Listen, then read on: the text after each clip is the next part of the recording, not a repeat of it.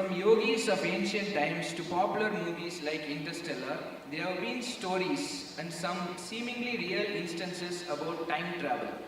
Is time travel really possible? If yes, how can I make myself capable of time travel?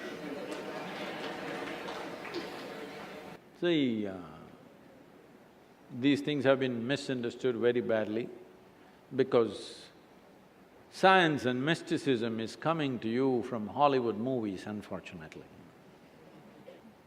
In this culture, we've had people whom we refer to as Trikalagnanis. There are three dimensions of experience in your life. There is something called as past, which is a bank of memory within you. There is something called as present, which is a living experience right now. There is something called as future, which is the power of our imagination. So your life experience is happening between memory, present experience and imagination. The problem with most people is, these three things are not clearly distinguished in most human beings. This is why something that happened 10 years ago, you can still suffer, isn't it? Huh? Something that may happen day after tomorrow, you already suffer. What happened 10 years ago or even 10 days ago, does it exist right now? Does it exist right now? What may happen day after tomorrow, does it exist right now? No. So if you suffer something that does not exist, should we call you sane or insane? Hey, it's a question, don't clap, it's a disgrace. If you are suffering something that does not exist, is it sanity or insanity? How many people that you know, including yourself, are insane like this? They suffer things which don't exist. Nearly 99.99, isn't it? Happening all the time? So these are all idiots who are doing time travel.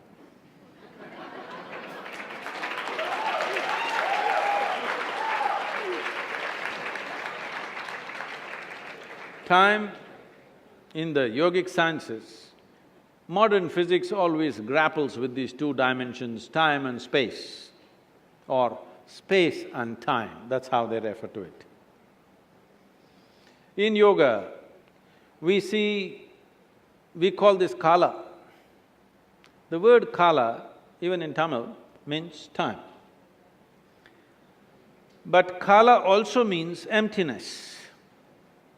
Kala means darkness. Darkness means nothing is there, no light, no nothing, that is empty space. Kala means time. So we are using the same word for time and space. We just have a distinction called Kala and Mahakala. There is time which is caused by revolutions of physical dimensions of life. When I say revolutions of physical dimensions, everything that's physical is in a circular moment. Whether it's an atom or it's a whole cosmos, everything is in circular moment. The planets, the universes, everything.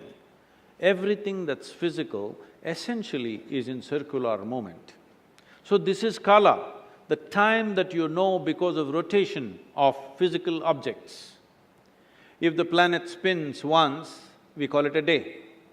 If the moon goes around, we call it a month. If the planet goes around the sun, we call it a year. This is the only way you know time. So time that you know is only by cycles. There is a time which is beyond physical nature, which is not because of circular motion of physical objects. This we call as Mahakala. Mahakala includes the space also. Generally in modern physics, the general understanding is, because there is space, because there is distance, there is time. If you want to travel from point A to point B, you need time. But in the yogic sciences, from our experience, we see it like this: because there is time, there is a possibility of space. It's very beautifully put by Adiyogi, over 15,000 years ago. When these seven sages, his first disciples, asked him, what is the nature of this cosmos? Where does it begin? Where does it end? How big is it? He laughed and he said, your cosmos, I can pack it into your mustard seed. Very efficient packing, isn't it? He said, this entire cosmos, I can pack it into your mustard seed because it is only a consequence of time. The space and the distance is only a consequence of time. So we call people Trikalagnanis, and we also call people as Akalagnanis. That means timeless people, people who are timeless. Timeless means what? You're sitting here right now.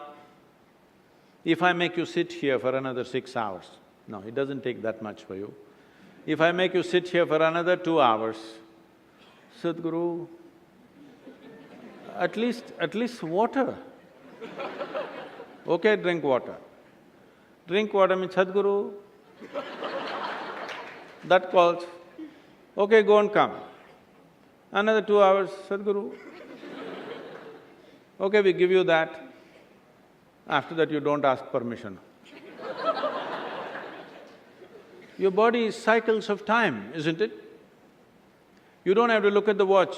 If you observe your bladder, you know how much time? Yes or no? It's keeping time. So, your sense of time right now is only because of your physical identity. If you can sit here without any sense of body, then you don't know time. You've heard of people who sat for hours on end, days on end.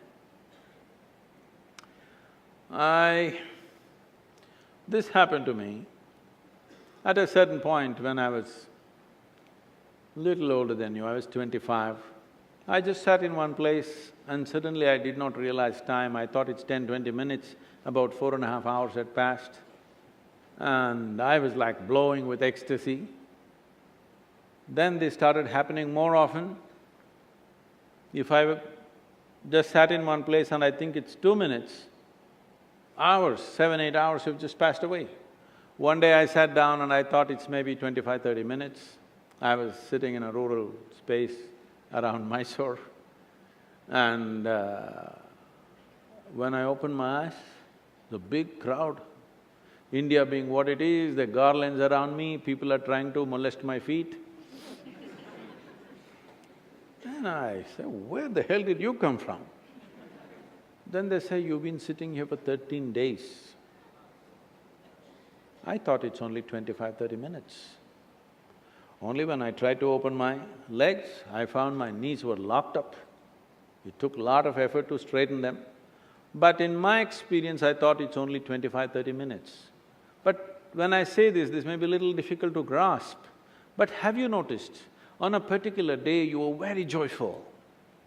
24 hours, poof, went off like 10 minutes. Is that so? Another day you're a little depressed. 24 hours feels like a lifetime. Yes or no? Time is a very relative experience.